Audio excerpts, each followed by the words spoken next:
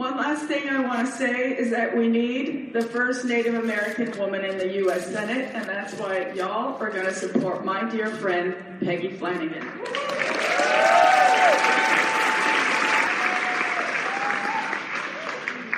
There are a lot of people here. What an incredible turnout. Well, President Maccaro, thank you so much for your leadership, and to everyone who leads the National Congress of American Indians. I am so grateful. And as a recovering employee of NCAI back in the day, I know how hard everybody on this team works. And to my sister and my mentor, Deb Haaland, the next governor of New Mexico, I am so grateful for her being a force of nature and an auntie to us all.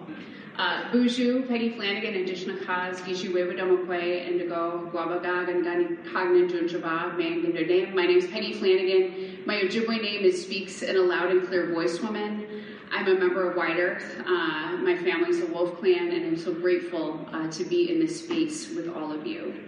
And the role of our clan is to ensure that we're not leaving anyone behind, which is why I'm running for the United States Senate. And I'm hoping to be able to succeed one of Indian country's strongest advocates, Senator Tina Smith. I also know to some extent, and I'm grateful for this, that everyone in this room thinks a lot about protecting our people. But I want to talk about how difficult it is when there are people who are not looking out for our best interests. As tribal leaders, you have known the confusion and suffering of the last 10 months. The administration is attacking the most basic needs: education, economic equity of Native people, and tribal governments. And I think they're doing it because they do not believe that sovereignty is a supreme law of the land. And they're wrong, and they're causing pain. This summer's big, ugly bill, as I will call it, cuts $700 million from the Bureau of Indian Affairs programs and $239 million from tribal housing programs. It also went after our tribal colleges. And while Indian Health Service got a small increase, it's nowhere near enough to keep up with costs and cover the most basic needs. We shouldn't be cutting jobs with no regard to the people in those jobs, their patients, or their treaty obligations. Arbitrary funding freezes have also kept tribes from accessing money, and job cuts and regional closures have left our Native neighbors without jobs and with fewer people to respond to the questions coming from tribes. Indian country is still feeling the effects of the longest government shutdown in our country's history, which happened because they didn't want to make health insurance a little more affordable for folks, which in turn kept many of our neighbors from getting SNAP benefits.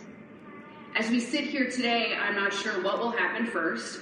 All of the elders get their SNAP benefits, or we see what's in the Epstein files. And I name that specifically, my friends, because we should all care about, as folks who care tremendously about, the missing and murdered Indigenous women's crisis, that our children are not for sale.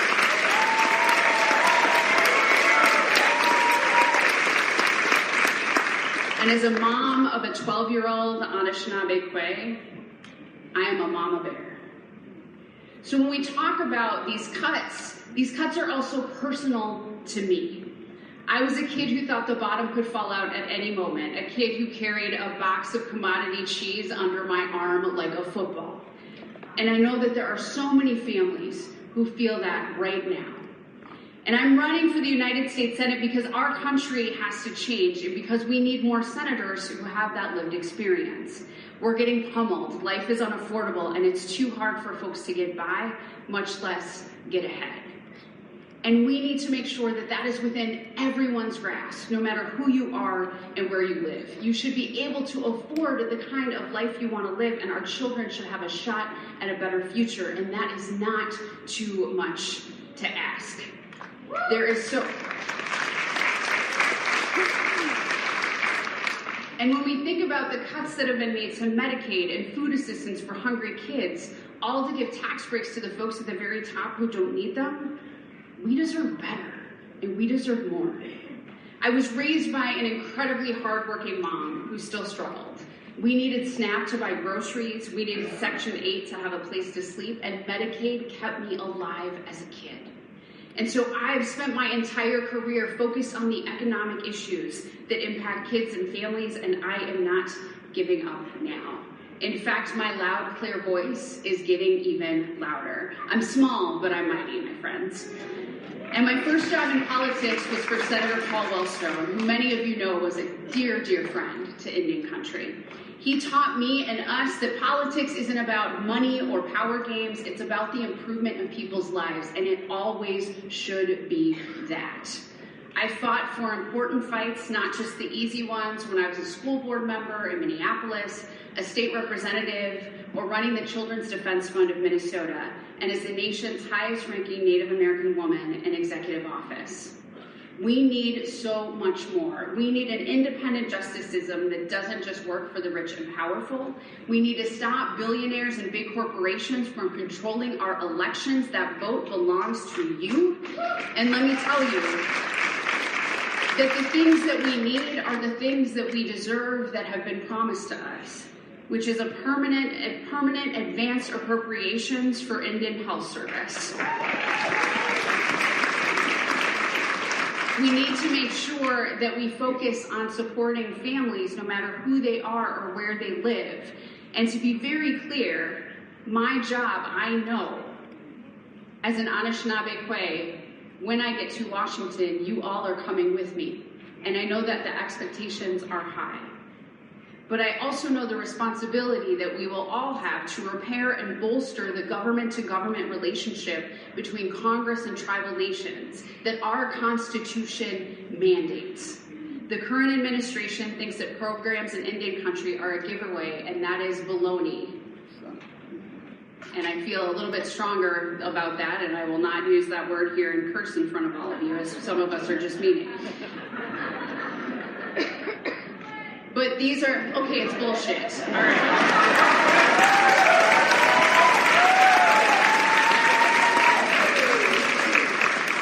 And to my elders and my aunties, it's part of my language. But friends, it is so clear that these are the utmost obligations of this government. And it is so clear to me that treaty rights and tribal sovereignty and the federal government living up to their end of the bargain and what they have promised us, that should be the floor. And we should all be very comfortable advocating for what it is that we need and what it is that we deserve. And friends, there has never been a Native American woman elected to the U.S. Senate, and it is about time. And I am ready to be the first. But I am also ready to continue Minnesota's great legacy of service on the Senate Indian Affairs Committee. Tina Smith sits on that committee. So did Al Franken and Paul Wellstone. It is important to maintain the legacy of this seat, not just because I am a proud Anishinaabe, but because I have seen firsthand the power of strong tribal state relations. In my time as Lieutenant Governor working with the tribes, this has been the standard. Our state agencies must engage in tribal consultation. We opened the first state-based office for missing and murdered Indigenous relatives in the country. We now require and fund Indian education for all students so everyone understands the history of the place where they live, starting with the fact that Minnesota is a Dakota word. Eligible Native students can now attend a Minnesota State College or university tuition-free. We funded traditional healing practices for our relatives struggling with mental health and addiction. We have returned land to the Yellow Medicine people that had never, ever should have been a state park in the first place. And a couple of months ago, when I looked out the window of the state capitol, for the first time we see all 11 tribal flags flying on the front lawn of the capital of Minnesota for the first time ever. And now that I'm a candidate for federal office, I need to keep learning issues in Indian country in every corner of this nation. And here's what I know, and I've said it to NCAI before, but I will keep saying it. Anything I still need to learn starts and stops with understanding and respecting tribal sovereignty, treaty rights, and trust obligations. And when there are hard votes and tough issues, there will be opportunities to talk more and to listen more, because our destinies are inextricably linked to one another. So we can have expectations for what we need. And I want to be clear as I close that we should expect more threats to Indian country from this administration and from greedy corporations. The federal government has never lived up to their trust and treaty obligations, but now it's turning its back on important progress that tribes and organizations like NCAI have made. Yes, the president himself was an abject failure in the gaming industry, but we should expect attacks on Indian gaming. It's already coming from online gaming corporations. Whether they call it prediction or gaming, we know that these companies are trying to gut the Indian Gaming Act. Gaming isn't a game to us. It's how tribal governments serve their people with healthcare, education, housing, services, and infrastructure. And I know that you're watching the litigation closely and saw a disappointing order last week from California. But you should know that Kelshi is also getting involved in elections. They're making significant contributions to candidates across the country, including my opponent, and I wonder why. But as we have seen time and time again, including when 7 million people marched in the streets in No Kings across the country, pushing back is a tool in our resistance toolbox.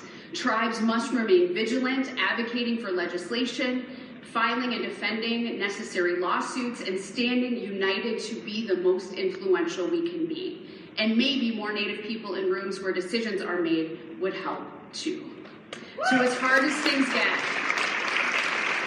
I keep finding hope when I look out to this room, this full room, because resiliency is in our bones. I'm not even supposed to be here, but I am. Because we have all been loved into existence and loved into this moment, and never forget that we deserve a seat at every table where decisions are being made about our lives. So I am excited about the idea of Auntie Deb being Governor Auntie Deb, and I would be honored to serve in the U.S. Senate and be your United States Senator. Gichi Miigwech, thank you so much.